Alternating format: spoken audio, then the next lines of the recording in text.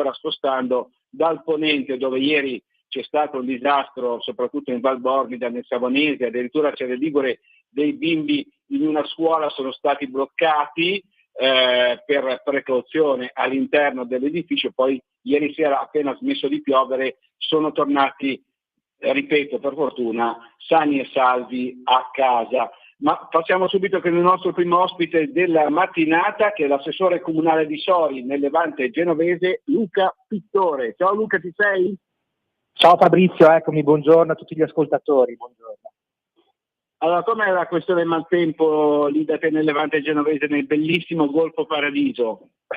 Allora, oggi il bellissimo Golfo Paradiso non si presenta nelle migliori condizioni. Al momento, come dicevi tu poco fa su Genova, sta piovendo anche, diciamo, sulla riviera, non fortemente. Abbiamo avuto delle piogge piuttosto intense questa notte. Siamo in allerta per il pomeriggio serata perché purtroppo le previsioni non sono delle migliori, ecco, quindi siamo aperti col COC comunale e quindi tutti pronti a eventualmente intervenire.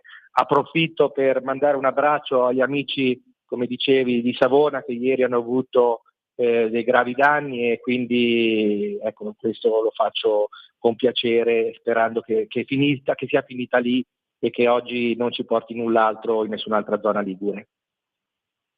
Allora, Luca Pittore si candida alle prossime elezioni regionali di domenica 27 e lunedì 28 ottobre in Liguria. Allora, sul tuo territorio ci sono diversi problemi. Sori purtroppo qualche settimana fa è arrivata un po' alla ribalta delle cronache per un grave fatto, 2 minorenni, uno ha coltellato l'altro, ma in generale c'è il discorso della sicurezza, dell'installazione delle telecamere in zona. Ecco, ce ne vuoi parlare un attimo?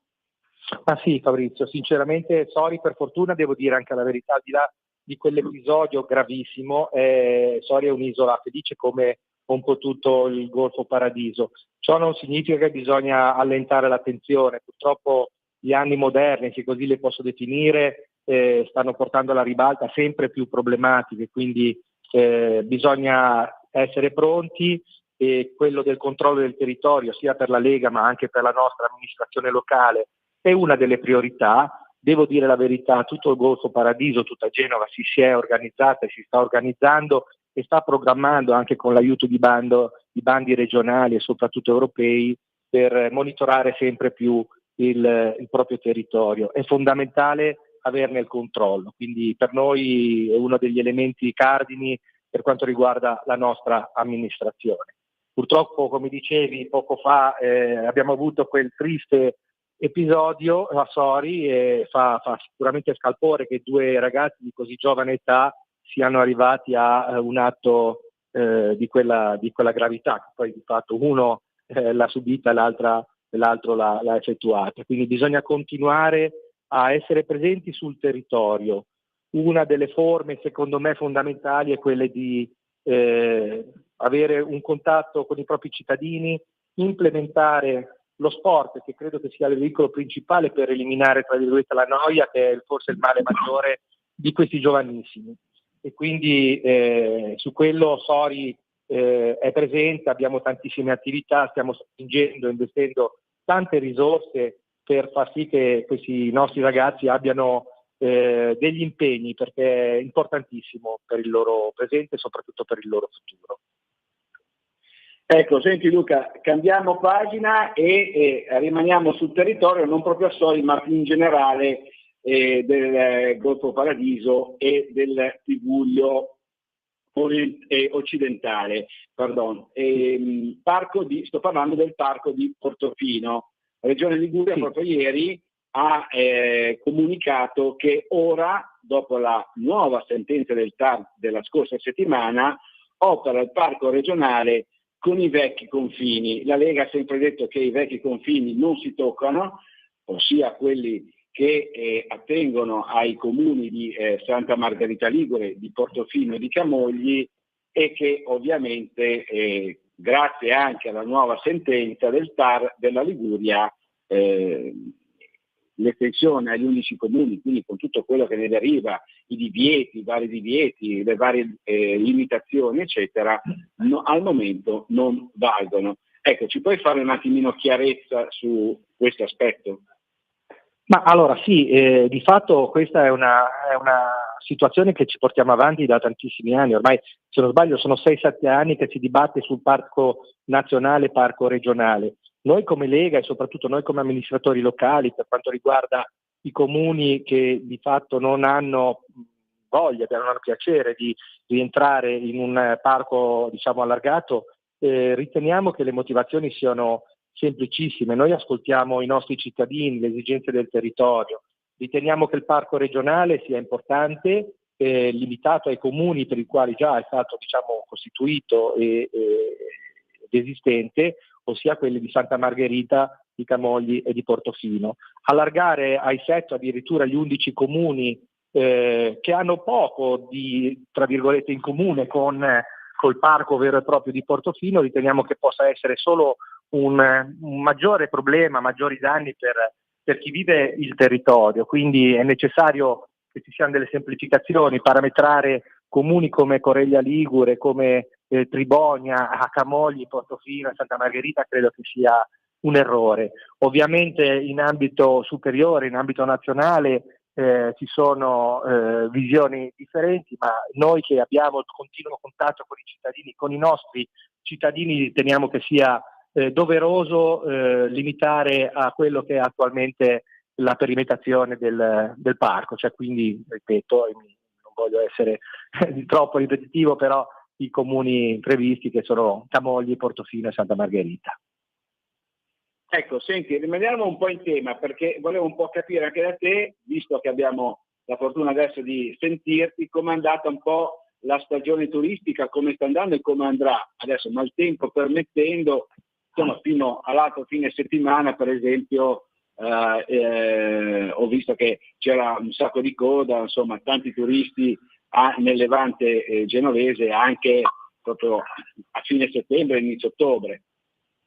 Certo, ma allora noi intanto siamo già al secondo mandato comunale, quindi abbiamo programmato da quando abbiamo preso le cariche, tra l'altro io ho proprio le deleghe al turismo, alla spiaggia e allo sport, che credo siano tutte interconnesse nell'ottica dello sviluppo del turismo.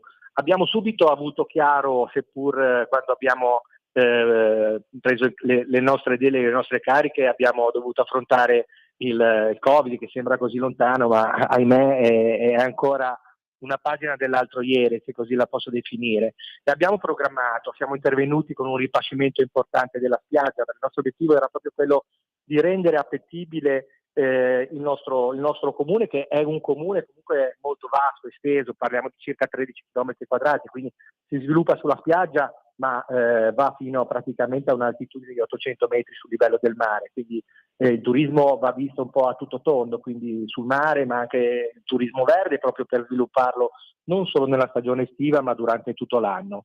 Abbiamo raggiunto il prestigioso obiettivo dell'acquisizione della bandiera blu, che è uno dei veicoli migliori, soprattutto per quanto riguarda il turismo estero, e negli ultimi anni infatti Sori si è vista una grandissima frequentazione, soprattutto di turisti del nord Europa, quindi olandesi, belgi, inglesi e tedeschi.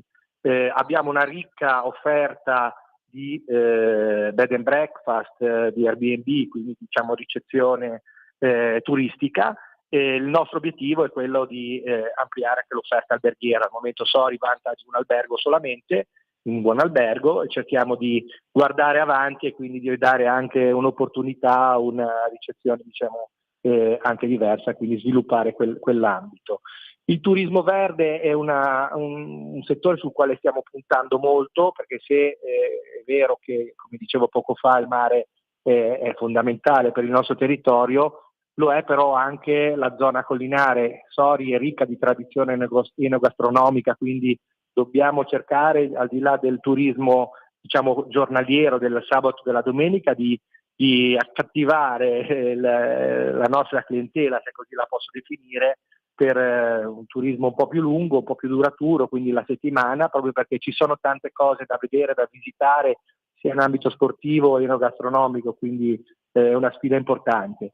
Fa piacere avere un continuo collegamento con i comuni limitrofi, con Recco, con Camogli, con Pieve, con Bogliasco, con Avegno e Uscio, con i quali abbiamo un'interconnessione continua proprio per interagire sotto l'aspetto anche turistico e non solo, perché credo che quando si riesca a fare rete con i nostri amici vicini si abbia più forza. È uno dei motivi per i quali ho deciso di candidarmi a sostegno del futuro, speriamo, presidente Marco Bucci, è proprio per portare la voce di tutto il territorio che comunque viviamo con le nostre amministrazioni in regione, perché facendo rete e quindi avendo anche la possibilità in regione di poter portare le richieste si ha modo di ottenere dei risultati migliori. Questo è uno dei motivi per il quale io mi sono candidato per le elezioni regionali. Benissimo, allora ti ringraziamo, ti auguriamo buona giornata, buon lavoro e buona campagna elettorale. Ciao Luca. Ciao Fabrizio e saluto tutti gli ascoltatori. Grazie. Ciao, ancora buona giornata, buon lavoro e buona campagna elettorale al nostro candidato per le prossime regionali Liguria, Luca Pittore, assessore comunale di Soi. E con lui il tempo è terminato. A proposito di tempo, sento ancora dei suoni, vedo ancora qualche lampo, però li vedo verso il mare, speriamo bene.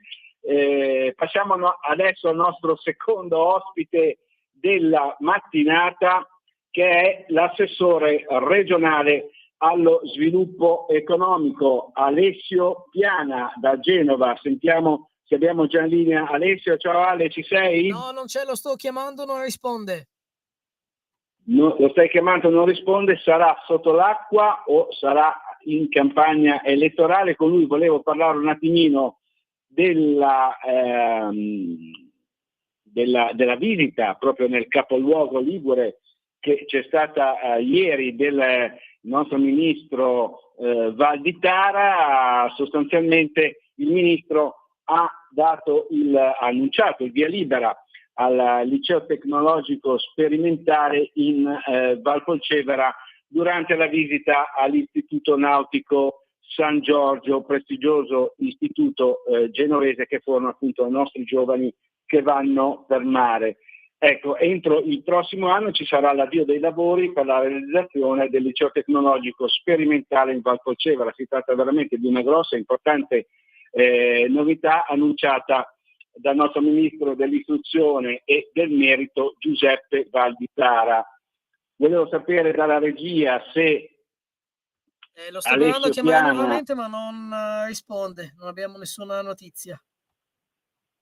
Non risponde ancora Alessio, non riusciamo a trovare Alessio. Allora, finisco la notizia del ministro Valditara, vediamo se riusciamo a contattare Alessio. Sostanzialmente durante la sua visita a Genova il ministro Valditara ha annunciato l'imminente stipula dell'accordo quadro con il comune di Genova, la regione Liguria e il consorzio che si occupa di questa realizzazione, con un via libera importante di particolare interesse per la nostra città, per una zona del ponente genovese che ha bisogno di insediamenti tecnologici avanzati.